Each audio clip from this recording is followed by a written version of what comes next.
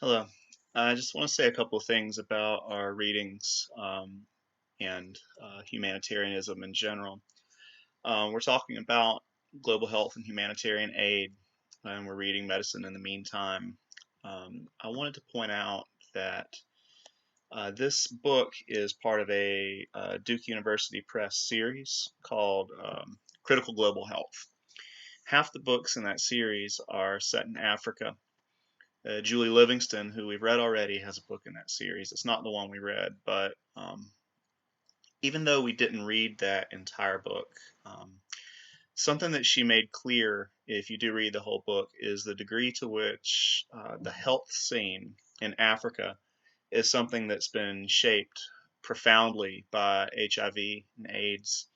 Livingston was working in a cancer ward, but if you read her entire book, she talks about how when she was doing her research, there was almost no distinction, uh, at least in the public discourse, between health research in Botswana and the study of HIV and AIDS. These things just went together.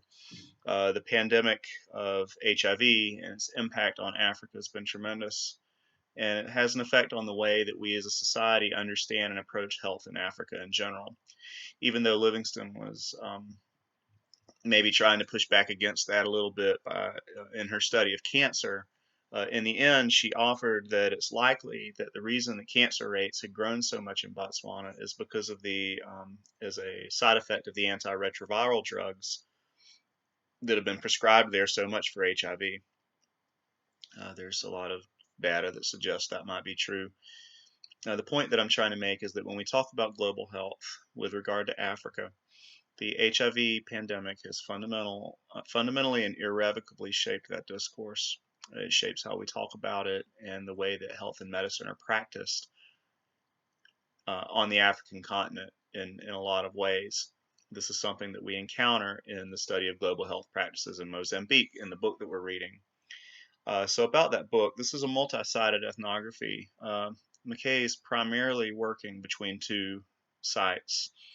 One of these is in an international center for healthcare in, I want to pronounce this correctly, Maputo.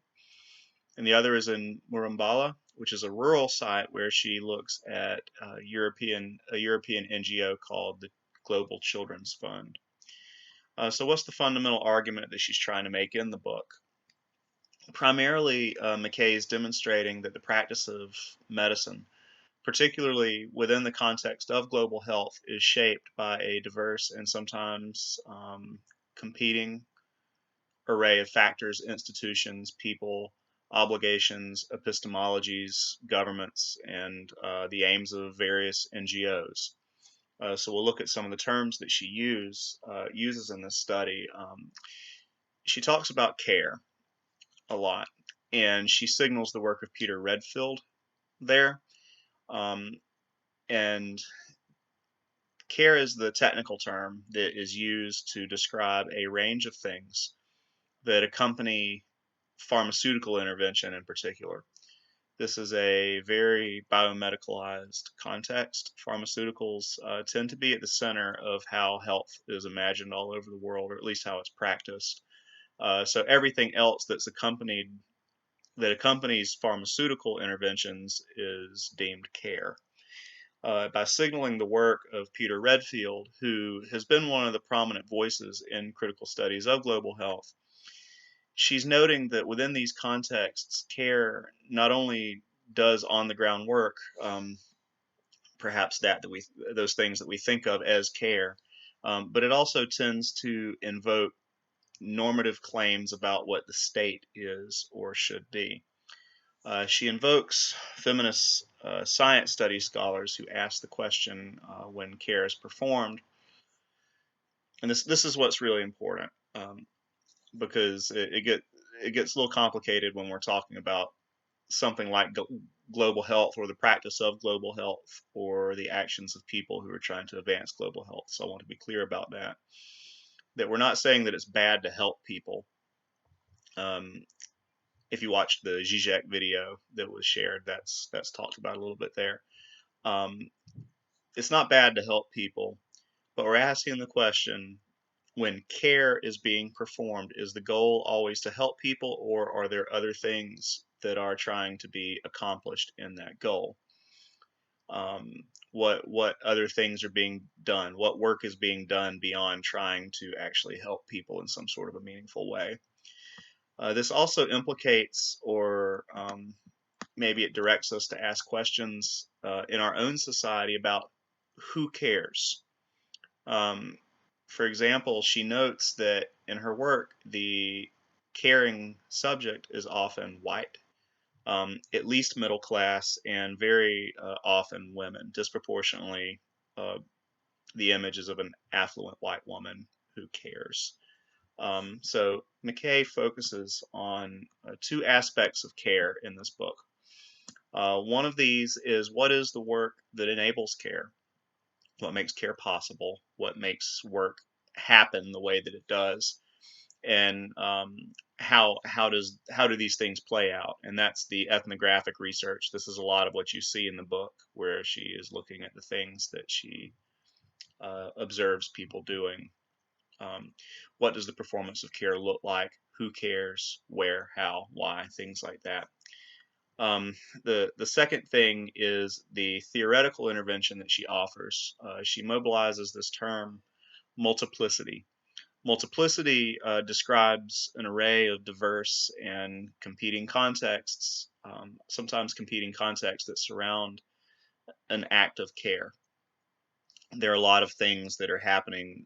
There are different interests that are on the ground, that are working behind the scenes. There are markets, governments, different people who live in a stratified world, very stratified world, where the desires and the goals of some people are, in practice, ultimately treated as if they're more valuable than others.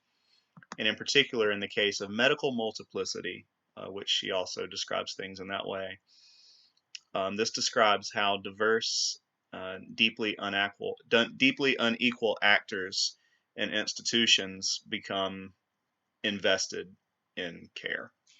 And those are really the kinds of questions that she's trying to ask in this book, and the kinds of things that she's trying to look at. So in summary, the things that I want you to understand are, first of all, that global health, of course, is global. We're looking a little bit more at how global health happens in an African context. And it's important to understand the degree to which, I think it's important to understand the degree to which the public consciousness and the structural practice of global health in Africa has been shaped by contexts associated with the HIV pandemic. And the other thing that I really want you to understand is that what we're trying to understand in this book, in sort of these critical studies of global health, are our goal isn't to say that helping people is bad, or even that going abroad to help people is bad, but trying to understand that the practice of global health is often overdetermined by a lot of different things, like markets, like the desires of people with class interests, and such as that, and also in some of the other works that have been done. This applies all over the world too, but especially in an African context, that sometimes there's a significant dynamic on the ground with how intensely very different ontologies of medicine and healing end up determining the experience of a person who is suffering and trying to get better, or the way that a person who's trying to provide care, whatever that is, to a person, um, becomes overdetermined by all these different things. I want to keep this video short. I just wanted to add a few of those things there, and I'll see you all on Wednesday.